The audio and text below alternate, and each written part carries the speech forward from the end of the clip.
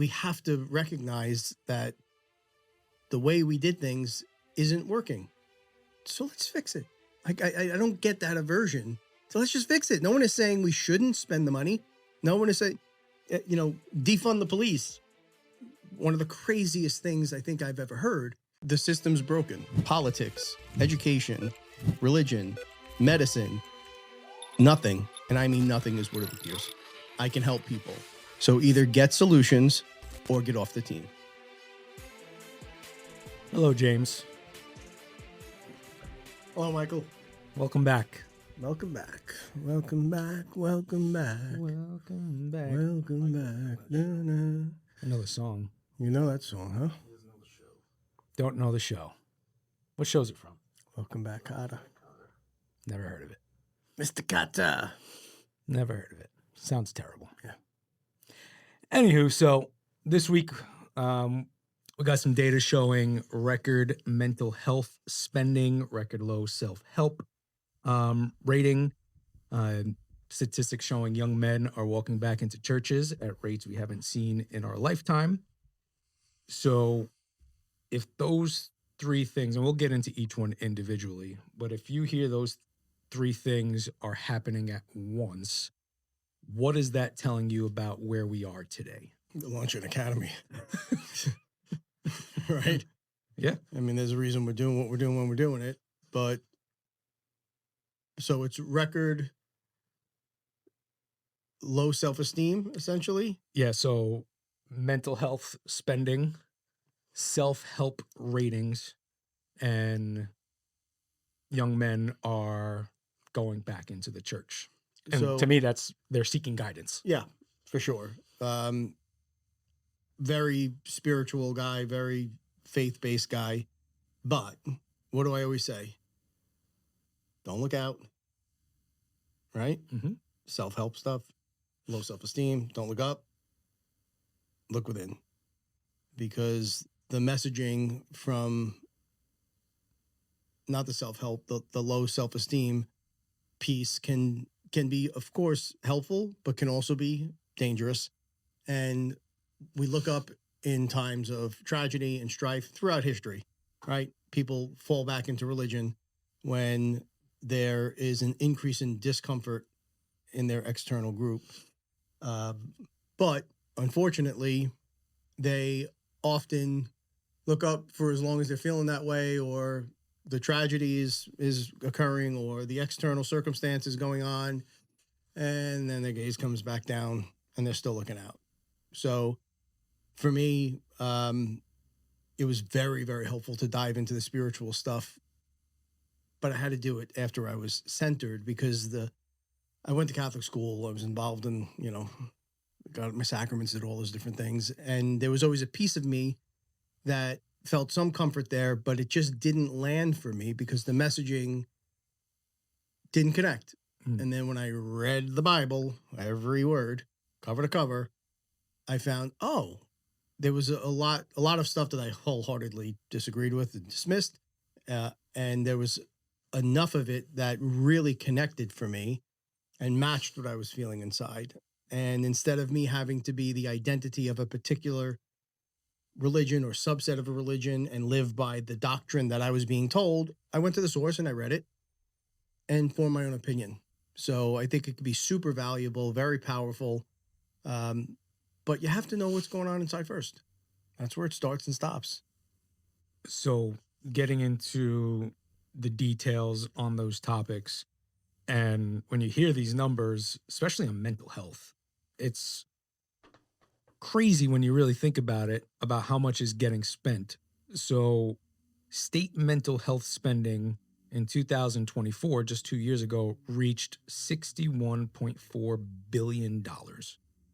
Telehealth therapy use is up 10% as of this month, and 38% of Americans say they're making a mental health resolution this year, yet only 29% of U.S. adults rate their mental health as excellent, which is down from 43% pre-pandemic. That's telling me more money, more access, but worse outcomes. and this should not surprise you at all. This is exactly what we pour through in the education system. Throwing more money at it is not the answer. It's in part the answer, but you have to structurally fix what's wrong. And it's the difference between actually getting results and improving people's lives and checking a box and having a talking point, right? Mm-hmm. So, not surprised at all.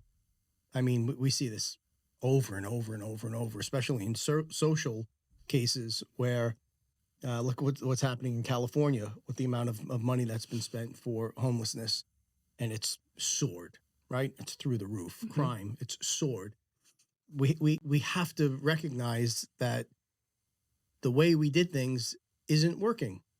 So let's fix it. Like I don't get that aversion. So let's just fix it. No one is saying we shouldn't spend the money. No one is saying, defund the police. One of the craziest things I think I've ever heard. Jocko does a great talk about this, where he's like, it's not defund. It's you have to increase funding, but you have to pair that with a complete changing of tactics. These officers have to be trained at the highest level. And the way he explained it is when you get into those stress environments, you fall back on that training, and him being in the SEALs and the things that he has seen, you react differently when you're trained properly. If we want to really fix shootings that are occurring in the police departments, you have to train them at a much higher level, spend more money, just don't spend more money and keep things status quo. Mm-hmm. That's where shit doesn't work. So it's more than just not keep things status quo, right? We're always about solutions and what is the solution, right? So if spending is at record numbers, people are reporting that their mental health isn't excellent, but everyone's seeking government assistance, what is it that the system is missing that they're not executing on? I haven't done the deep dive on this topic, so I don't want to talk out of turn. So let me ask you a reframed question, unless you want to answer that one. I would just say that, I say this all the time, give me a whiteboard, 3 hours, and some earnest people from different perspectives, and we'll come up with some solutions. I don't think it's that hard to find them. I think the challenge is in breaking the institutional norms to get them administered and changed. There's a whole culture of education and science and being published in the healthcare space that carries more weight than perhaps it should. We've seen this in physics that we've talked about, where it's really limited, and we've kind of been frozen since string theory came onto the scene. And Weinstein talks about this at great length. I think it's, I can't tell you the specific issues, but the institutional roadblocks are the same across all of these different segments or sectors. So the fix is the same. Let's get people in that are accountable for getting the fixes done. Let's change things up. So if you can't really speak on the specific topic, a solution that government can do, one thing you always talk about is self-talk. We're always talking to ourselves. Why not let it be positive? So with that mind frame in mind, or mindset in mind, what do you wish, since money isn't moving the needle, what kind of conversation do you feel people who are battling with this topic should have with themselves? It's a really broad question and a really broad category. And mental health is such a critical piece of this. The self-talk thing lands for me more and more as I've gone through the journey than it did in the beginning, right? So when we put together the academy, I wanted to, in kind of chronological order, go through a bunch of things that I did to get where I am. And then we were met with the challenge of, okay, now that I'm here, I recognize some of these things don't serve me today. but they did serve me when I was at that part of the journey. And I can tell you across the board, one universal truth is that the subconscious is speaking to you constantly.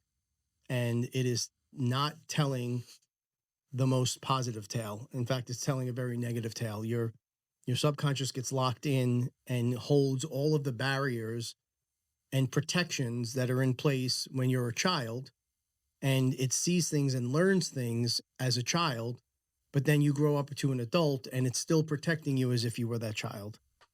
So those things don't serve you anymore. And it is a bitch of a process to go in, and I'm a big believer in you have to acknowledge and close the loop on trauma. Running from it doesn't work. Burying it doesn't work. You have to acknowledge it. I had to be grateful for it because it served its purpose in that time. It got me through what the next trial and tribulation was in life. The subconscious did a good job in protecting me the best way it could while I was going through those things into adulthood, but it holds on to it. And it's like a program that's running in the background constantly. And until you shut that program off, it's running. Mm-hmm. So you've got to go in, and I've done this through a number of different methods, including hypnosis, which was very effective. You actually are thanking your subconscious. You're acknowledging what happened. You're then the exercises that he's goes under the name, I think the billionaire hypnotist, Michael Anisi, was you create a visual image of actually then taking that event and imagining it's on like a piece of paper, and you're shredding it and you're washing it down a drain, and now it's gone forever. You have to shut that program off. Once you shut it off, you're reinforcing it with the positive stuff, right? From the declarations and the daily affirmations and all those, the goals, all those pieces we worked on and have produced to get to affirmations today, which are the I ams, things I'm certain about. And I started with the I am nots, right? So it's a process, but you've got to realize there's a program running, shut that shit off, and start running a new program. Start telling yourself all the positive things that you can think of about yourself. So we did an exercise a while back where I think we were talking about what we believe happens when we die. And I asked you the question, and you said, well, let me tell you this. Let me ask you this. What did you have for breakfast this morning? And I told you what I had for breakfast. The last thing you watched, what was that? And I started saying what it was. And you said, now, before I asked the question, were those memories alive? And I said, no. I was like, because it was part of your consciousness. So when you die, you just go back to consciousness, right? Now, to take those things and flush them down the toilet, easy to say, hard to do. Hard to do. Because once something reignites that memory, you start thinking about it again. So. And the thought, you can't stop. We're human. You're going to have the thought. It's the emotion you connect to the thought. So you could think back to those moments. And in the past, it was pain, shame, fear, anger, desperation, whatever it was that triggered it. If you go through the work, you don't see that event as that anymore. You see it as, I'm so glad that happened because it made me ready for today. You're just assigning a positive value where we're not programs, right? We still have thought. Thought does not jump to action and emotion. You've got to go through the steps, right? It's the emotion that triggers the action. So connect the positive emotion to those same thoughts. I still get thoughts of some of the trauma. Can't help it. It's flashing now because you're bringing it up. But instead of it, it's good. So why don't you apply that when you think about the day you hired me? I've grown a lot over the years, but not that much. Not there yet. One day we'll graduate. Maybe. So studies also show that, and I'm saying mental health, but in the aspect of the conversation, I'm really thinking about mindset because I think they go hand in hand, right? Yeah. So if 6 out of 10 Americans made it a resolution this year to get their mental health right, get their mindset right, and this is work that you've done, and everything that we're sharing in the academy is everything that has worked for you. Mhm. Not saying it's the answer for everybody, but they worked for you. So with the 6 out of 10 people trying to accomplish this resolution, what is the one piece of advice you can give them if they're just starting? The one piece of advice would be start. And that sounds simple, but it's not. Mhm. Take a quick stock of where you are. Are you truly happy? Are you excited to go to work every day? Are you excited to go home every day? Are you feeling good the overwhelming majority of the time mentally? Are you feeling good physically the overwhelming majority of the time? And if not, why not try something different? Why not start? So with the 6 out of 10 people, let me just also say that these are people 35 and younger. Now, that's good advice, but if you were still that age, let's say you're 30 years old and you're trying to get better and you're seeking advice for someone, what do you wish someone, friend, family, whoever, would have just told you? The advice that you were seeking at the time. Would it be just start? No, you're worth it. Why? Because of my past, I associated a value of close to zero on myself. Confidence was, even in my heyday of deal making, confidence was my biggest issue. I masked it a million different ways, and I defined myself by killing in between the lines in deal making, but I didn't believe I was worthy of any of it. Mm. So, what does that result in? Right? It results in getting incredible deals done, making money for your clients, making money for yourself, growing a business, and still feeling like shit. As within, so without. Right? Mm-hmm. You can't be sick on the inside and not be sick on the outside. So the reason we're even having this conversation is because May is Mental Health Awareness Month, and it's coming to an end. So we put the spotlight on May about all the things we can do, all the avenues we can search, whatever. But at the end of May, June is something new. Then July, it's something new. But this stuff can't end just because the calendar for the month came to an end. So, what are the proactive steps that people take on an ongoing basis to help them through their journey? Find a resource that you trust and start taking the steps to get better, understanding so much of this truly is beyond your knowledge or control at this point. Our brains are programmed for a social set.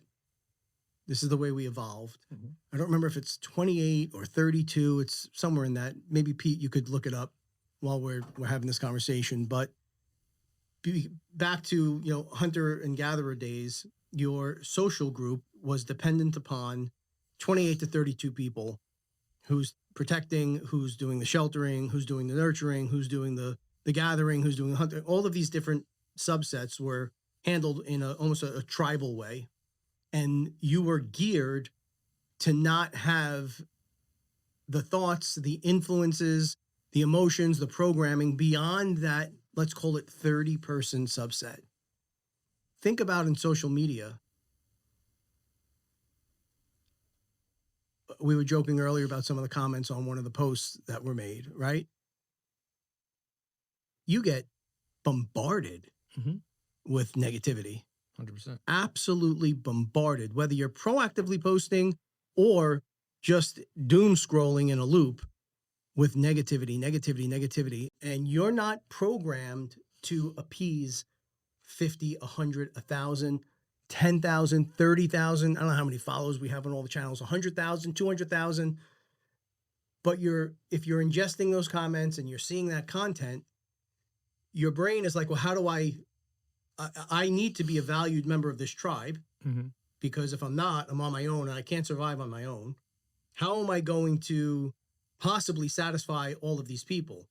And that's when you start really losing yourself, right? And start posting and thinking and doing and acting and reacting and connecting emotion to this massive tribalism group that is far bigger than what we're designed to handle. So important, Mike, that you are centered. So did that answer your question? So when I think of mental health, I think of it as a problem that we're trying to address, right? Or find a solution. Opportunity to fix. So you probably already answered my question, is instead of having a conversation around mental health and a mental health awareness, what do you wish the conversation would be centered around? I think that there might be a negative connotation connected to the words mental health, but that aside, it really is the topic that we should be addressing and have to address, is how do we get people centered? How do you look in? Because all of your answers are right there. If you quiet the noise and you do the work, again, why not take the steps? Unless you're truly happy today, and if you are, God bless you. But if you're not, we're here for a tiny fraction of time. Make it the best experience you can.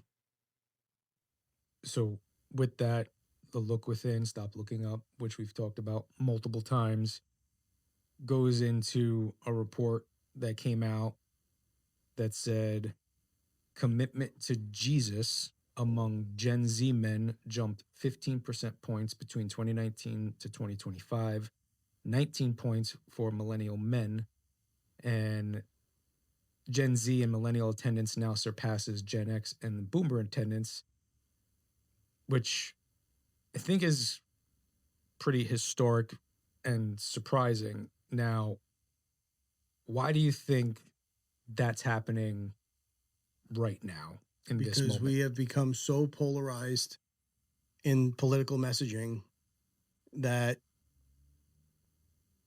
it's difficult to identify and feel the things that a healthy young man or young woman should be feeling as they're growing up when being bombarded by this messaging. My son in rugby was a really important thing for me that he took a liking to, because he was a COVID kid, right? The shutdowns and all the damage we did, slapping face diapers on these kids and shutting schools down. Like, what are we doing? And that reintegration back in was difficult. There was a complete disconnect. There was a lack of confidence. There was an overabsorption of the digital stuff. And it was at a time where my son, all of the messaging out of politics were young man bad. Think back when you were 16, 17, 18, right? You know, your testosterone's through the roof. Your emotions are through the roof. You're feeling things. You're coming into your own. And you're being told that every one of those thoughts and feelings and emotions are wrong. So for me, it was important, even though he had no idea why it was important, get them on that field for an hour or two a day and let them go be men. Let them go give it everything they got and get that kind of like a dump. Mhm. almost like a testosterone dump, right? Get it out. Feel it's okay because everything was telling them it's not okay. So the more of that fractured messaging that we get, which is all by design and none of it is real, is what keeps us distracted from doing the work, from recognizing who we are, from looking within. And it's fucking everywhere. It's everywhere. Do you think they're getting drawn to the church, or It's a let's just say safe, it's a God? safe place. And it's a positive message. Structure, responsibility, Yeah, I don't purpose. agree with a lot of the traditional tenets that were taught, but I certainly can see why, and I've seen it in my kids and his peer group, that they have become, you know, really, I don't want to say immersed, but they have really leaned on faith and country and more of the kind of traditional um, man things, if you will. Not saying all that's healthy either, but I can understand. Like we wanted a safe place. Mm-hmm. We wanted a place where we could feel like I could be me here, and I can identify with what I'm being taught. Just disconnect from the fucking noise. So you always say we're all a part of source, God, however you want to frame it up. God, God. So all the answers you need are within because you are a part of God. How do you get that message across to someone who maybe just found God, or maybe just started going back to church, or is trying to make a relationship with God? And they're so you can't get the message across. You can't. You have to experience it. You have to go through the process. You can offer the alternative, which we already did. You can remain where you are and how you're feeling. And if you're okay with that, so be it. But if you're not, look in. And when you look in, you guys have done it. You've gone through it. You've seen it. You feel those sparks and you don't know what they are. But then those sparks start to burn. And they burn a little brighter and a little brighter and a little brighter. You get a little more clarity and you're like, okay. It's not that I think I know what happens. I know. I've seen it. I felt it. It's as real as you and me sitting here. So 1 in 3 Americans also say that they're spiritual but not religious. Mm-hmm. If someone's in that group, what's the message to them? Because I'm in that group. I'm very spiritual, but I disagree with a lot of the traditional teachings because I've read a lot of it. And I know that there is a God. I know that I have to love my God. And I know that my God wants the best for me. And I know that I need to try and lift up my neighbor. Those are the two things I always come back to. Out of all the reading that I've done across multiple religions, those are kind of universal themes that appear over and over and over and over. And that's kind of a light lift. so it's fair to say you believe that there's something bigger than what the institutions teach us about I think religion. there's something much simpler than what the institutions teach us. I think that the institutions, to be brutally honest, are institutions. And if you read the words and then you reflect back on the teachings or you read the modern day teachings, it's not what the words say. It's an interpretation that really does ground you in fear, complete reverence to a point of never being able to measure up, and the places that you've gone wrong. I think I had shared this with you. I went on Ash Wednesday to get ashes over here just because I felt like I should do it. So I went and I did it. And right away, the priest is talking about the 40 days of Lent and sacrifice. And you're going to fall. You're not going to measure up. You're going to make mistakes. But these are the sacrifices that we're supposed to make. And I'm like, it doesn't say that anywhere in the Bible, anywhere about 40 days. And you've read the Bible how many times? Twice. It doesn't say it. It's just one of these constructs, and I can see people. You could like feel it. People are like, I'm not gonna be able to do this, but I'm gonna try, and then I'm gonna have to come and beg for forgiveness for it. No, where did that come from? Where did that appear? And that's everywhere in multiple religions. Where do these sacrifices appear? Like, we're not supposed to feel fear. In fact, fear not it's the most repeated thing, right? Fear not, fear not, fear not, over and over and over, but it's not what's taught. It's either fear not or fear. It's one or the other. My God doesn't judge if you were raised in a different part of the world and never had exposure to Christianity. You're condemned to hell forever. Like, what? Just think about how fucking nuts that is on the surface. And the tribalism it creates. Well, my God's better than your God, and this one is better than that one. No, it's all the same creator. So there's people who have built their brands on using the Bible and their thoughts, their opinions, Jordan Peterson. And what are your thoughts on how young men are finding their way back to meeting through people like Jordan Peterson, who references it with psychology, discipline? Like, does your message align, or does it overlap? No, it definitely aligns. I don't think I've ever heard Jordan Peterson emphatically state his position on faith, a particular sect. Mm-hmm. I think that Jordan Peterson did a brilliant job in a very difficult time lifting up men that needed to be lifted up because they felt like they were getting the shit kicked out of them at every turn. And I don't begrudge any individual if they're reading it differently and it's what they're feeling inside. Wonderful, beautiful. Doesn't mean you have to read it the way I read it. Mm-hmm. Doesn't mean you have to feel it the way I feel it. Do the work. See what comes of it. From what I get, his is a lot about discipline, structure. Do you think there's a place to have love?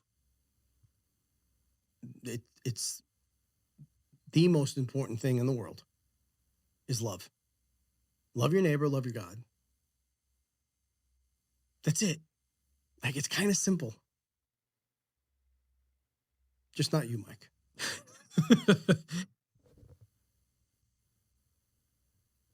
Love thy God. I get it. And is there a case to be made that maybe some people take that too strongly and they feel like they're serving their God to either hurt others or... How many people have been killed in the name of religion throughout the history of this world? So is there also danger in, of course, love thy God? Of course, if the messaging, it's the messaging. The whole point of this is stop listening to other people's fucking messaging. Look inside. The answers are there. And whatever your answers are, they are. I can't judge what your answers are or Pete's answer or anyone else's answers are. Because if I do judge, and I know that I'm created by my creator, and I know I'm supposed to love my neighbor, if I'm judging you, I'm judging God. Right? Mm-hmm. Compassion, empathy, lack of judgment, put that shit away. And it's my answer. So tell me you love me, James. I love you, Mike. Oh, thanks. I do. You know I love you. I know. I can't fucking stand you, but I love you. Be careful. Your friend might call you and tell you I'm scary again. Yeah. Oh, he's funny. He's got a sense of humor. What were your feelings when you got that comment? It just, confounded. It's the tats. Baffled. It's the tattoos. Yeah. And the big muscle. Right. Anywho, getting off of such a serious topic such as religion, faith, mental health, I'm going to share something. I was at an event, and I'm just going to leave it at that. I was at an event, and I was watching a montage of kids that were getting to a point of graduation in a school. And at the start of the video, they did it in like chronological order, you know, from like kindergarten up or through or whatever the grades were. And the younger the kids, the initial pictures were like expressive, Being fun, silly, joy, silly, happy. And then as the years went by, those turned into a little less expressive. And then they turned into, and then, and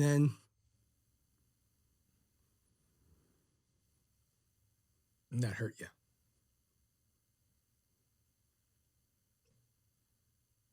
you saw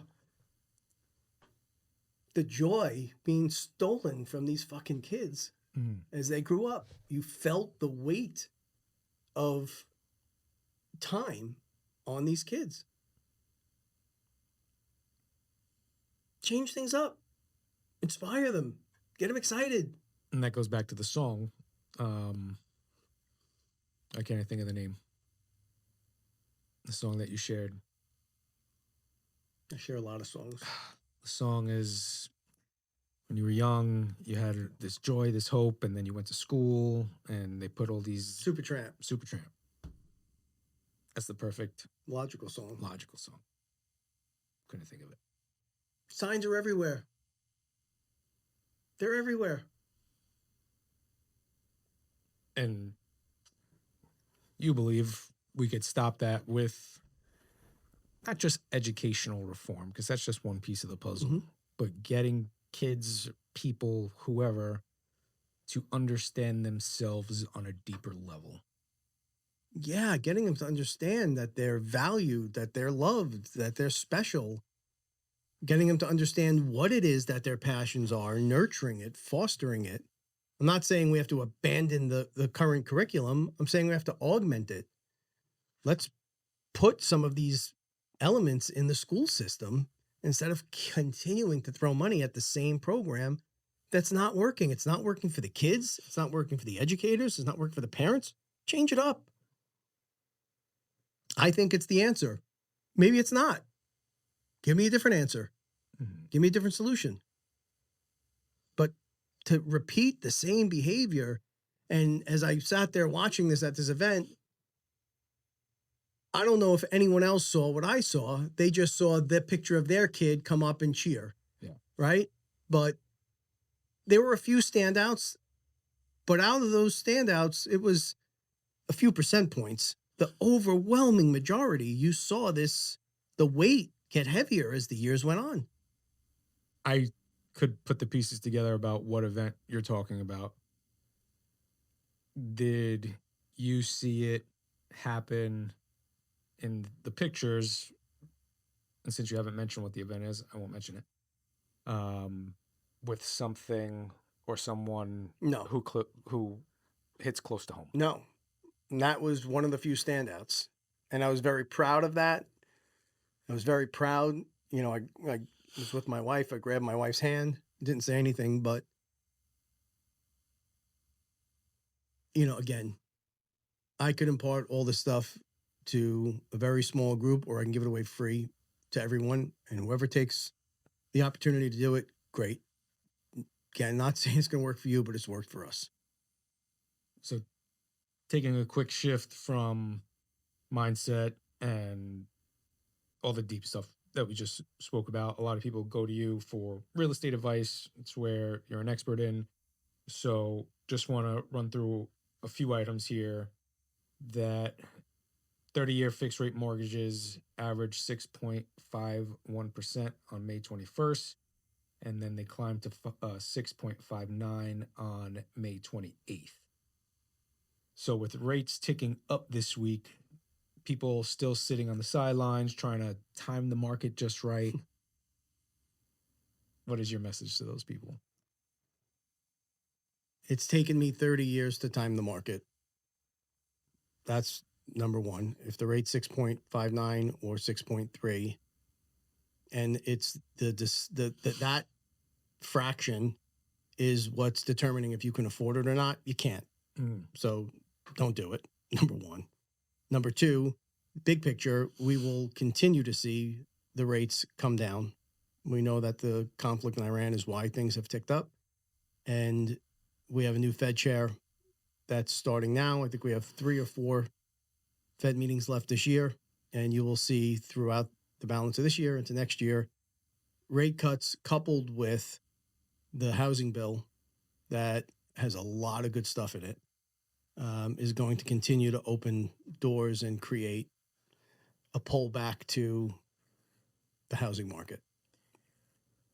Is there like a common mistake for someone in your position, that a common mistake you continuously see buyers and or sellers make time and time again in environments like this, that just make you slap your head and say, when are they going to realize? Yeah. We touched on part of the first one. People get so hyper rate sensitive, they don't recognize that the average time to own the home is 7 years, 8 years. Most people refinance throughout that process. And yet that becomes the driving factor in whether they're going to buy a home or not. The numbers of disparity between owning a home and not owning a home at the age of retirement are so dramatic. You are infinitely more wealthy if you took the plunge and own a home. I mean, 30x. Huge, huge disparity than if you don't take the plunge. So there's the long-term wealth factor. Then there's the macro elements of inflation. And by not buying a home over the last several years because you thought rates were too high, depending on what market you're in, you've likely seen significant increase in the cost of the housing product. So while you're waiting for that 5.7% instead of that 6.5% or 7%, your price for here, the price for entry, you guys have seen it. It's insane how things have appreciated. That $700,000 home is now a $950,000 home. Mm-hmm. So your payment's higher anyway, and you lost that equity. Like if you're ready to do it, do it. Don't try and time the market. 30 years I'm doing this to get to this point where I could see around corners and connect those dots and make them dashes and make them lines. But I've done nothing but study this for 30 years. And I don't look at traditional data sets, right? We look in the nooks and the crannies. And when we do look at traditional data sets, we look at what's behind it, because nothing is real, right? It's all being pushed and presented for a reason. So if you're ready and you can afford it and you love it, do it. If you're not, don't. But there is an opportunity cost for the don't. So is it fair to say that, people can be locked out of this market? Oh, God, yeah. And I know the market is going to open up. We've talked about this in different segments. You can't put the genie back in the bottle. You cannot lower the cost of the hard goods and the labor in a significant enough way post the COVID inflationary money that's entered the economy, where it's going to impact you in a favorable way price-wise. Mm-hmm. So that means we have to come up with other ways to skin that cat, right? The cost of money, the requirements to qualify for mortgages, credit scores, getting rid of some red tape and fees, subsidies for down payments, lowering percentages and rates for down payments, extending mortgage terms. When that program came out, everybody went crazy. Oh, now you're going to be stuck in a 50-year mortgage. They're not looking at the big picture. And most people are selling at the 7th year anyway. And if they don't, many, many, many boomers aside are refinancing and refinancing and refinancing and refinancing, because once you kind of earn that or learn that fiscal responsibility, you start to understand, if I can get money at 5, 6, 7% from the bank, I can make my money work better for me than 5, 6, or 7%. I can outpace that. I can put that money in other places. So you'd rather use the bank's money. That's a lot more of a disciplined, sophisticated investment structure, but get in the game, build equity, put roots down. Make investments. It's good. Speaking of investments, your investment in Sierra County taking great shape with everything going on. Three things that are actively happening and public knowledge: the Virgin Galactic commercial space flight, copper mine construction getting underway, and the, what is it, like 8 GB broadband something? No, that's a different program, but the factors that we saw were those nooks and crannies, right? That was a real seasoned, disciplined hedge, selling out of one market where you were at or close to what you felt was the top, weighing the legislative risk for continued investment in that market, understanding the 5 to 7 trillion, depending on where you look, of money that was pumped into the economy had to cause inflation, getting into the right assets at the right time in another place that hadn't seen the inflation hit yet, enjoying that ride up, and then looking at the bigger picture pieces that would come together to round out a market. But again, that is highly speculative, and I'm very comfortable doing it because it's what I do. But, that's really looking around the corners. But we've been very blessed and we're very excited for all the things that are happening there. There's a lot of things you can't get into about, projects in the works, what's going on. But one thing I think a lot of people are still curious about is what is Pre-Real Investments actually building in Sierra County? What are they looking to do? What's the end game? And what we're building in brick and mortar is not nearly as important as what we're building in community. This was a let's go put our flag down somewhere where we can have an impact. So you see all the things I'm involved in. mm-hmm. So much of that has nothing to do with brick and mortar, but it's about inspiring, instilling hope, and offering the prospect of a different pathway for people. It's what people want. And it's what people deserve. And if you look at that golf course right now, you have inspired a lot of people out there. I see the messages coming in all the time saying, "Oh, I love the new view from my balcony. It, completely restored. Love it. Thank you guys so much." And that's got to just feel good. It does. That's the mission. Yeah. Right. To wrap this off with one final thought, because I got a meeting in like 5 minutes. The WHO Commission on Social Connection found that 1 in 6 people globally experience persistent loneliness, linked to 100 deaths every hour. A WashU-led 8-country study found nearly half of 18 to 24-year-olds report loneliness, and 81% of only adults also report anxiety and depression. Connection, it's not an app. It's not something you can purchase. You always say we're all connected, so you're never really lonely. Is that the message to those people? Yeah, you're never really lonely, though I certainly understand how it can feel lonely.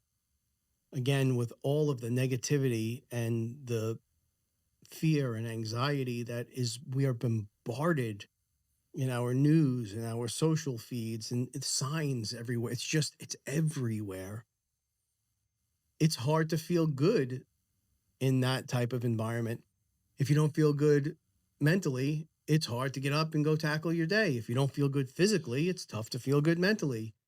And the interesting part, for me at least, was the more centered and comfortable I became,